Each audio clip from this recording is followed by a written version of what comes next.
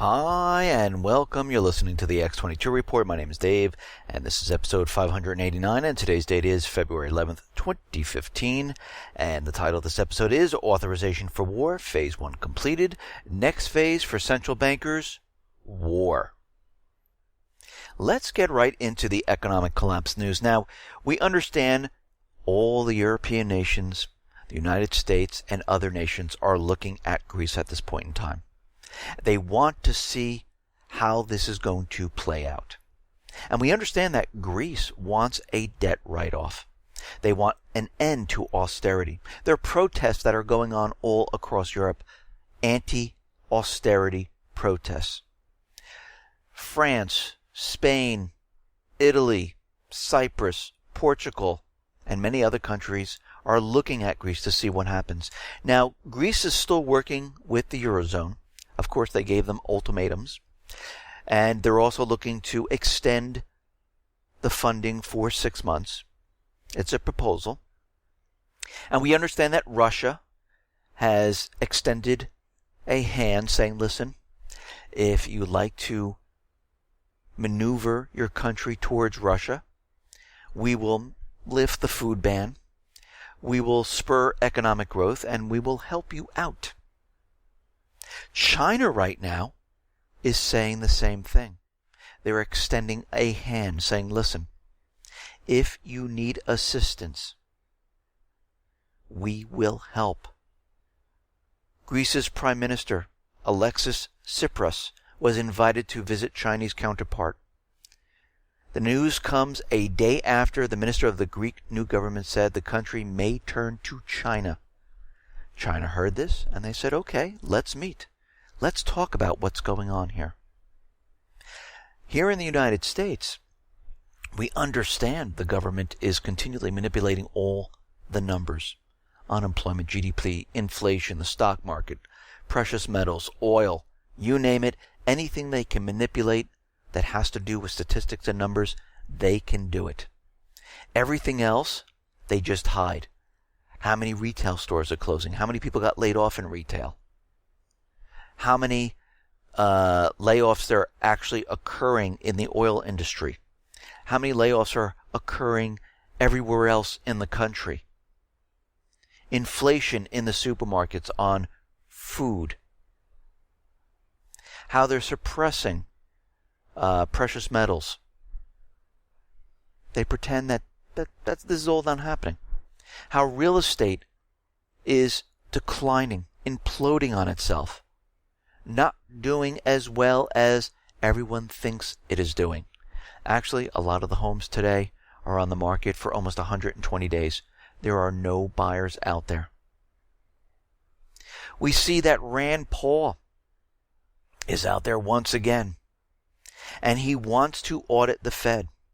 And the Federal Reserve is mobilizing against his legislation that would subject the central bank's monetary policy decision to an audit. Forget about auditing.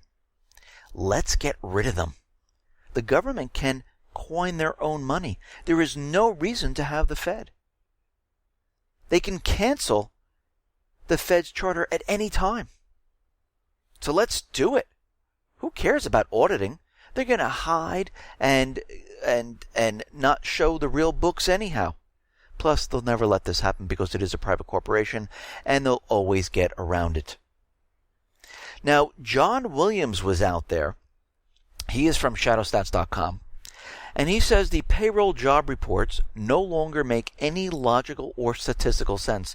And I completely agree with him. So does the CEO of Gallup. And he says, ask yourself, do you believe that retailers responded to the very disappointing Christmas season by rushing out in January to hire an additional 46,000 more retail clerks? Does that make any sense? It doesn't. The job numbers are a big lie. They're fake. How do they get these job numbers? Well, we discussed this many, many times, but you have to understand those people who leave it's funny, those people who leave a part-time job are not counted as losing a job because they're working under a certain number of hours and not making a certain number of dollars. Those people who take on a part-time job That's counted as one job. Those people who are continually sending out their resume and they cannot find a job, they're counted as they've given up. No, actually, the economy has given up on them. Because if there are plenty of jobs, they would be getting responses. And when you get those responses, you'd have interviews. I remember there was a time where I put out my resume and I get 3, 4, 5 different responses. Today, you put out your resume, nothing. Very, very little. And this is why the college graduates are having a very rough time finding that good paying job in their major. They're taking part-time jobs. They need to have their loans modified because they cannot make the payments. Yesterday, we understood that Bank of America and Wells Fargo said, listen, these low oil prices do not spur the spending of the middle class and the poor. We don't understand. They don't understand because they have no money. They are tapped out. The Federal Reserve Bank of New York reports a collapse in consumer spending growth in January. Even more worrying for President Obama's middle-class economic strategy is that the biggest plunge is among the people who make $50,000 to $100,000. Everyone is nervous for their jobs. They see what's going on in each one of these companies. And you know what the people hear? They hear layoffs. I was in a company back in 2007, 2008. Every single couple of months, 3, 4 months, all we heard was layoffs, and we saw hundreds of people being let go. And everyone was nervous that they were next. And of course, it eventually caught up to me, and I was let go. So I didn't go out and spend money. I saved money. I was very nervous. I actually put out resumes at that time looking for a job, and guess what? There were hardly any jobs out there whatsoever. And this was leading up to the stock market crash. We see the same thing occurring right now.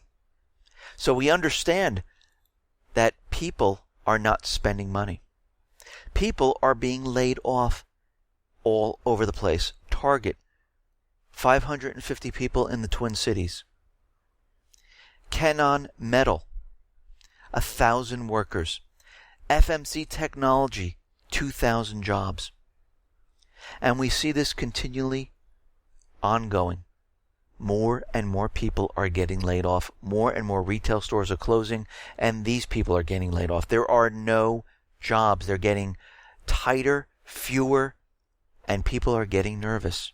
The Baltic Dry Index has a new record low of 553 points. It's lower than that August 1986 low number. And we can see that as we go forward, the economy is continually getting worse, and they realize this, and now it's time to ramp up the war. It's time to push their agenda. They realize they're running out of time before this whole thing comes collapsing down.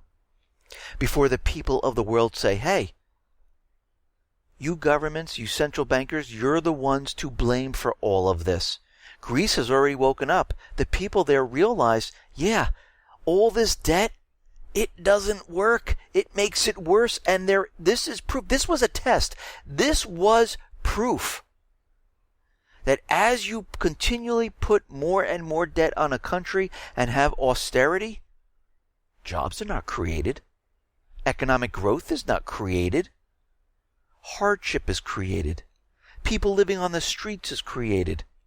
The central bankers coming in and stealing the wealth of the country, that is what is happening. And we understand that Russia has a deal with Greece, with a new gas pipeline. And they will bring in money from this to help the economy. What is the Eurozone proposing? That's right, more debt. We see nothing else but debt. The Russian diplomat is estimating the EU losses from the ban on food to the entire Europe region about 20 billion euros. And it's going to get worse as time goes on. People in the United States are realizing that this is becoming a police state, We're being taxed if we are a citizen and we're working outside the country.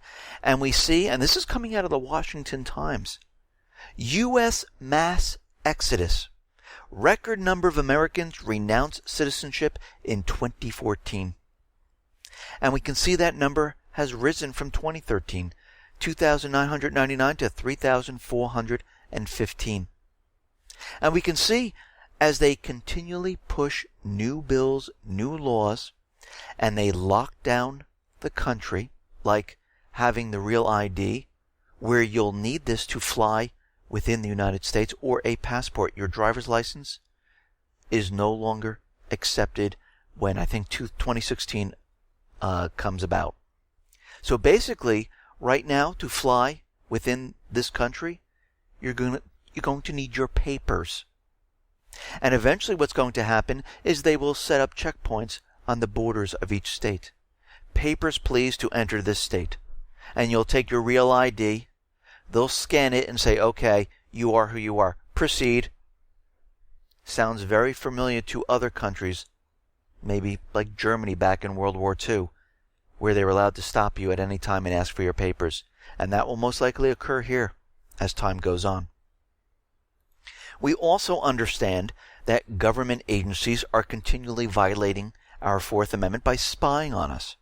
The FBI has reportedly told various police departments throughout the U.S. to keep their use of Stingray cell phone trackers quiet and not to inform the public of their use. What is a Stingray? Well, it is a cell phone signal interception device which may appear to citizens as regular cell phone towers. These trackers trick cell phones and similar devices into connecting with the tracker, and once connected, whoever controls the Stingray can access the device's call records, text location, and other metadata.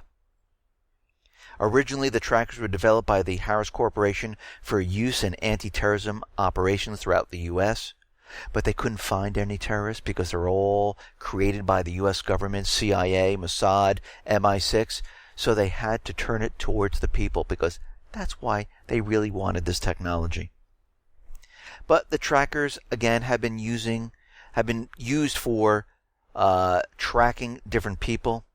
Local police have been using this and using it without a warrant.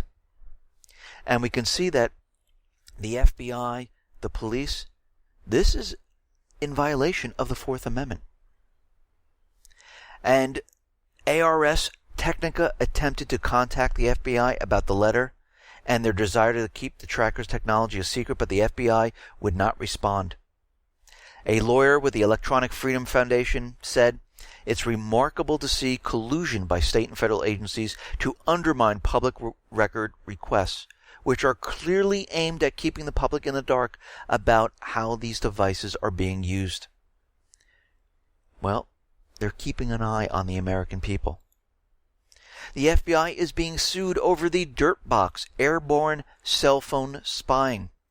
The non-profit Electronic Frontier Foundation is suing the Marshal Service, the Department of Justice, and the FBI to shine light on the controversial tracking practice. In late November, the EEF requested a wide array of documents on the program, which dates back to 2007, including policy, procedures, training materials, communication about legality of the program. Wall Street Journal reported pulled back the covers from the program, which uses small fixed-wing Cessna planes mounted with devices known as Stingrays. We also see them as towers, which emulate cell phone towers and are able to capture the location data of tens of thousands of cell phones. So they do it in two ways, on a cell phone tower or by flying planes over an area. And we know the government has been using the NSA, has been using DHS to spy on the American people. This is done on purpose. First of all, they use to blackmail people. They use to blackmail lawyers, government officials, Supreme Court justices to get certain laws and bills passed. They spy on the American people to create social profiles. They want to know if you are a threat to their authority. And this is why we see all of this happening. And all of it where they're trying to keep it a secret. Now, President Obama is out there, and he is saying that the reality of American leadership at times entails twisting the arms of states which don't do what we need them to do, and that the U.S. relied on its military strength and other leverage to achieve its goals. Obama also argued that tackling these and other problems entailed leveraging other countries and other resources whenever possible, while also recognizing that Washington is the lead partner because we have capabilities that other folks don't have. What is he saying here? He's talking about regime change, forcing countries to do what the central bankers want them to do. And if they don't do what they want them to do, what do? They twist their arms. They have a regime change, leveraging other countries and other resources. They're doing this now in Venezuela. They're doing this now in North Korea. They're doing this now in China and Russia. They are pushing an agenda to have regime change in these countries because these countries are not doing what the central bankers want them to do. So they're going to twist their arm.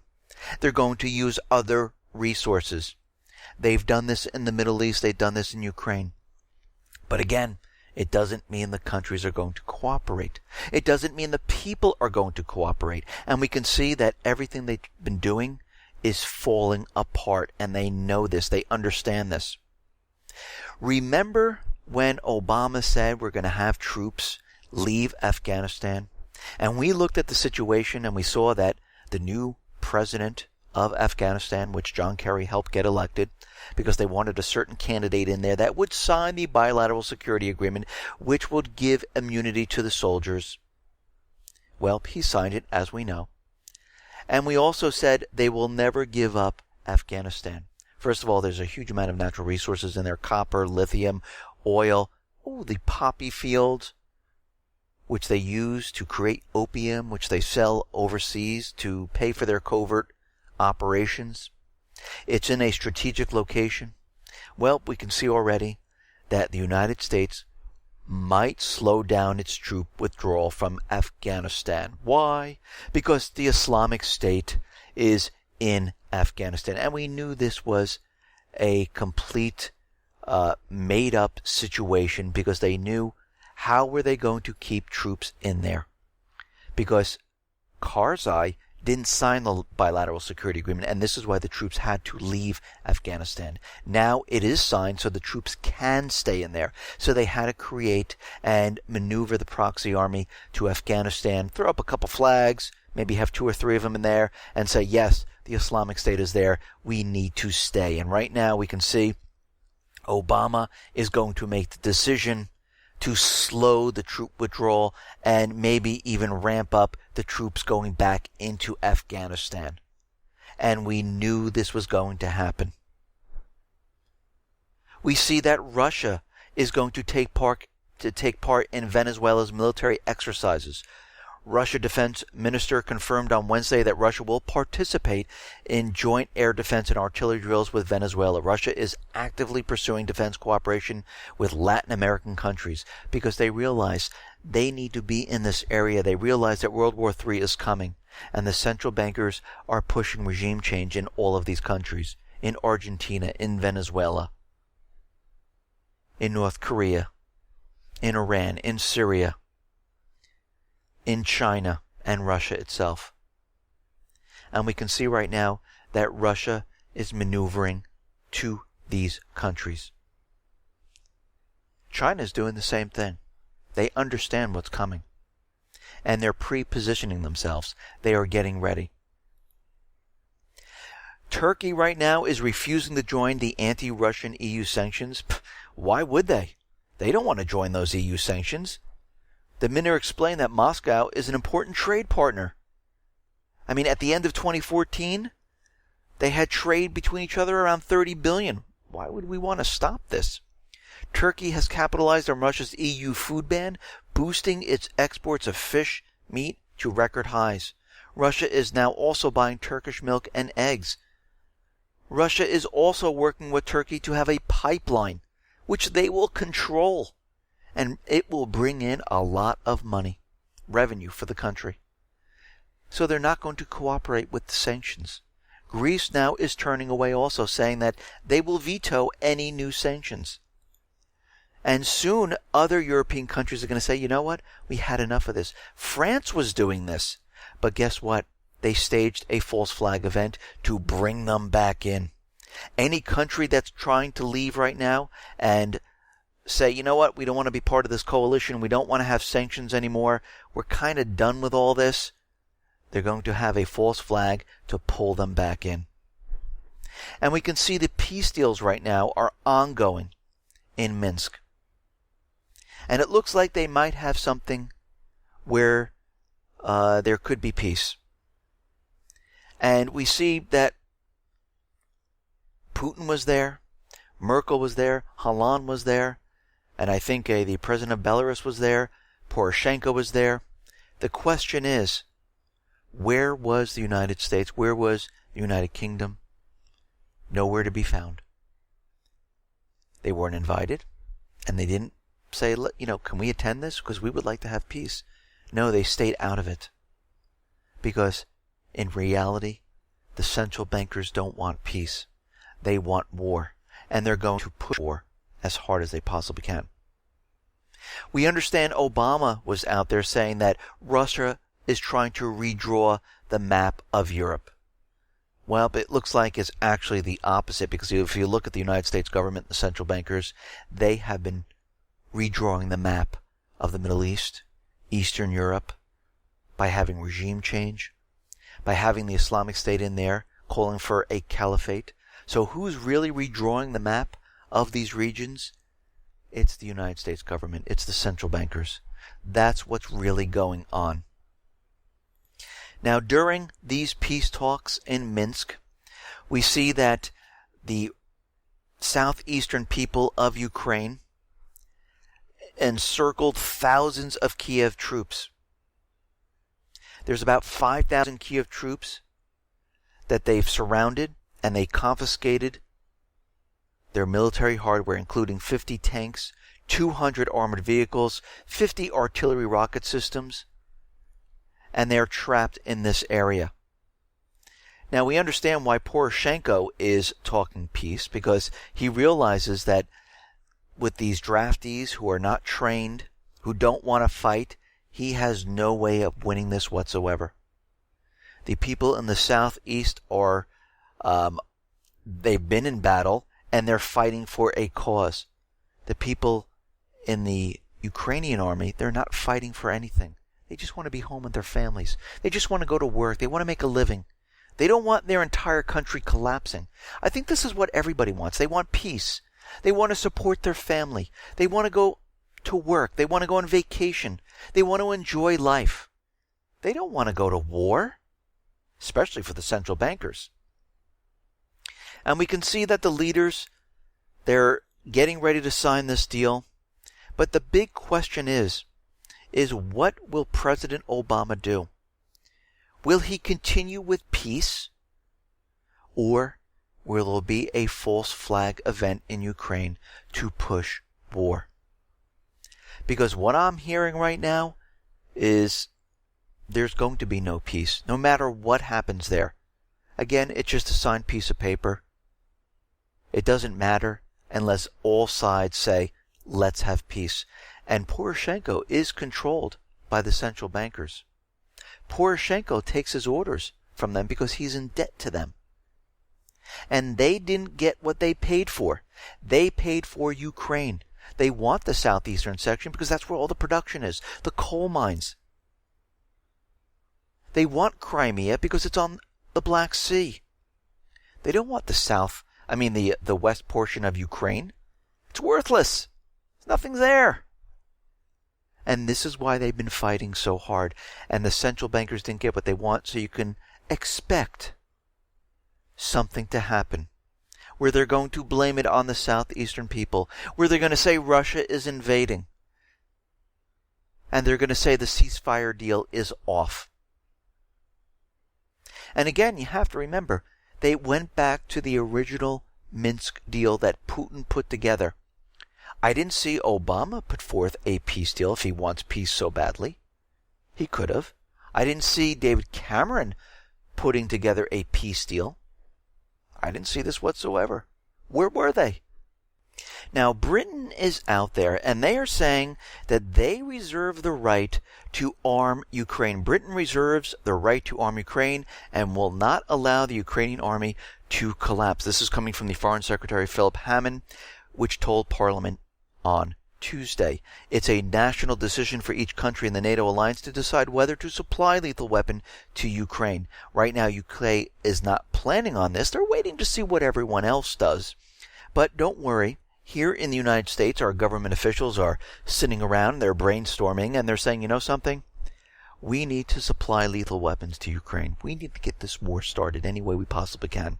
So members of the U.S. House of Representatives are asking foreign governments to contribute military assistance to Ukraine. The Secretary of Defense may accept and retain contributions, including in-kind contributions from foreign governments, to provide assistance authorized. The legislation introduced by a Representative Adam Smith and Mac Thornberry.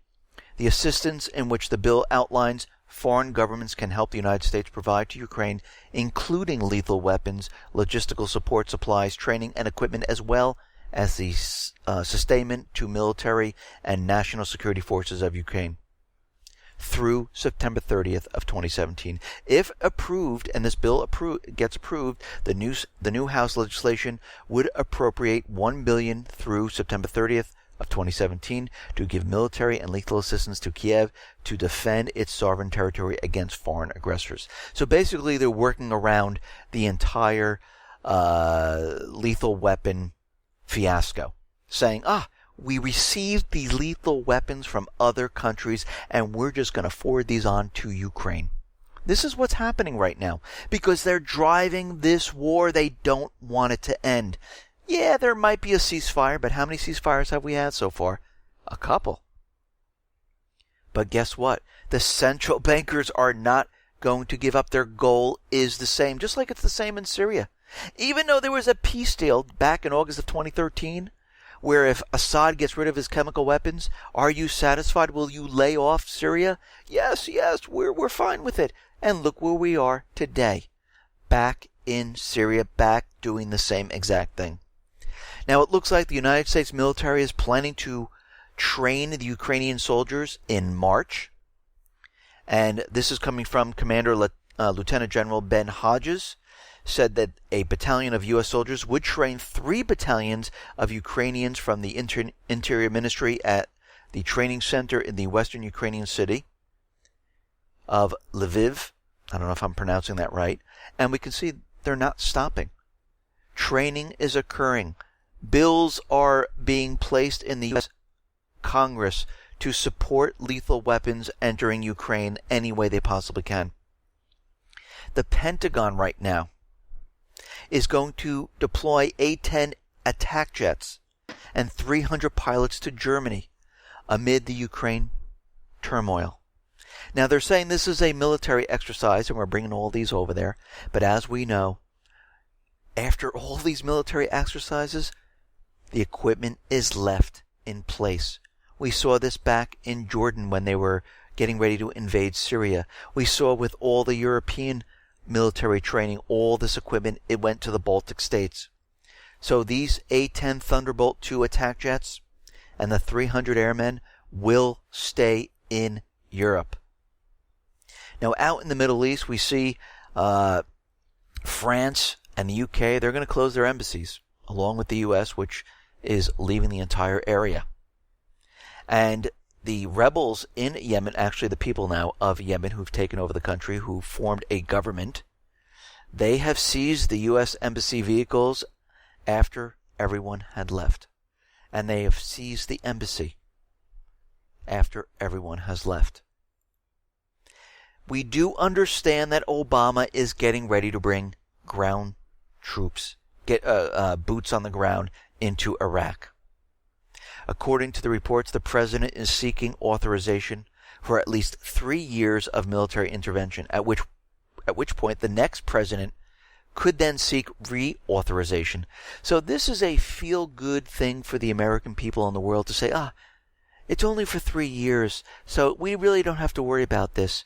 But basically what's going to happen is they're going to reauthorize it, because who controls the president? The central banking system. So this was put in there because they know they're going to reauthorize it. The proposal, furthermore, does not ban deployment of U.S. troops, while it calls for a prohibition of enduring offensive ground operations.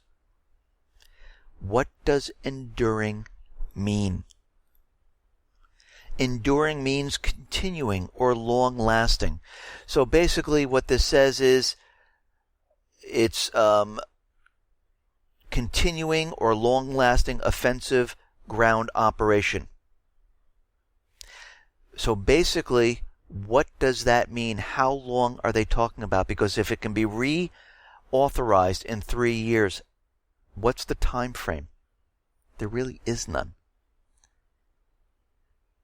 The White House proposal regarding ground troops leaves room for numerous exceptions. First of all existing ground troops, including the 3,000 U.S. military personnel now on the ground in Iraq, which actually that number is much higher. But they like to keep it around 3,000. We know there's many, many more there. I think last count that we had was almost like 4,700 or 5,000 in Iraq. After that, the president would be allowed to deploy new military personnel in several specific roles: advisors, special operation forces, joint terminal attack controllers to assist U.S. airstrikes and combat search and rescue personnel. The proposal vaguely defines the enemy. And we know that they're putting in there that they can go anywhere the Islamic State, Al-Qaeda, Boko Haram, Al-Shabaab, or any other terrorist group is. The United States can invade those countries. The military authorization bill would preserve President's ability to order operations against the Islamic State in countries other than Iraq and Syria. Well, we knew this, because wherever the Islamic State is, this is where they need to go. They're losing control of the Middle East, and this is why they're doing this at this point in time. The White House says combat boots on the ground may be used for hostage rescue operations. And of course, once they come under fire, which they will, then they will fight back, and they will be combat-ready Marines ready to go. Obama not ruling out deploying combat troops on ground to assist airstrikes. He's already setting it up. We already know this has been set up, and we mentioned this many, many times before. Basically, what they're doing is they're preparing the people of the United States. We already knew they commandeered an air base. We already knew they set up a division headquarters that could support 30,000 troops. We already know they're bringing in the military assets into Kuwait, into depots there, because they are getting ready for a major, major offensive. Israel is getting ready with their troops in the Golan Heights near Syria. They've been making bombing runs in this area to help out. So we know for a fact war is coming. This is phase 1. And they do it very slowly. Oh, we're going to only put advisors in there. I assure you there's going to be no boots on the ground, said Obama. Well, he lied once again. Here we are once again, and they're using the Islamic State, their proxy army, to convince everyone that there are terrorists in there and we need to help the people. Basically what they're doing is they're helping themselves and using us and killing us to do it.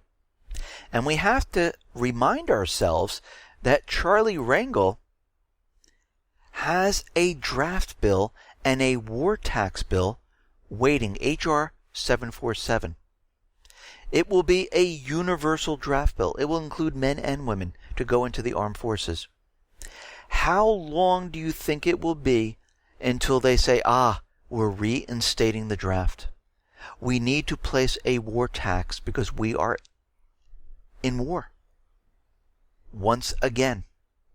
And this time they're going to push it as hard as they possibly can to get World War III started. So we see right now they are not letting up with what is going on in Ukraine. Even though there's a ceasefire deal going on right now, the central bankers are just ignoring that. They're going to push forward with war up in that area. They're building up their troops in Iraq. They're going to get ready to make an offensive into Syria. This is why they cleared out all that land. This is why the size of the territory that the Islamic State had has tripled in size. They've captured the entire region.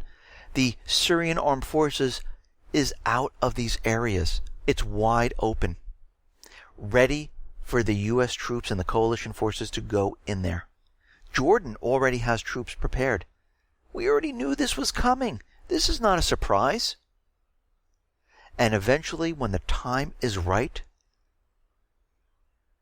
they're going to hit us with an event to cover up this entire thing so they can go full force into Syria, into Iraq, into Iran, and they want to pull Russia into this. So they're setting this up completely and getting ready for this. Now, I understand all over the corporate media they're telling us that by the thousands people are joining the Islamic State. 20, 30,000 people. They're just running towards Syria and Iraq. They want to join the Islamic State. Well, if they know all these people, why aren't they showing us these people where they're being rounded up saying, oh yeah, they're going to join the Islamic State? Who are they? They're just throwing out numbers to convince us that the problem is really, really bad and the Islamic State is taking over the world. Homeland Security is out there and they're warning that the Islamic State is not just a terrorist organization, it's a terrorist army. And we need funding to protect the American people. If DHS doesn't have the funding from Congress, how are we going to protect everyone? I have a better idea. Let's give everyone in the United States a weapon, and when we see the Islamic State, we will go after them. This is the best army ever. It's the American people who will fight for their country and get rid of that Islamic State. Wouldn't that be a better idea to allow us to have bulletproof vests to protect ourselves? Weapons to protect ourselves from terrorists who are all over the country like they've been telling us? Thinking about it. What is it, like 300 million people ready to pounce on any terrorist that comes out and shows his face? But they don't want to do that. They don't want to give weapons to the American people. They want to take them away. All of this is fake. It's a gigantic movie set to convince you that we have all these problems. We don't. Our problem is the central bankers. Our problem is the central bankers convincing us that we do have these problems. And this is the only way they can get people to go to war. They can't tell you, hey, we need you to go to war because we want to restart the system and you're going to fight for our dollar so we can take more natural resources, more wealth, and bleed each country of their wealth. They can't tell people that. So they have to make up things. And this is what they're doing. And this is why we will need to stand up and say, no, we are not doing this anymore. Listen, everyone, thanks a lot for listening. Be well, be safe, and especially be prepared. Thanks a lot.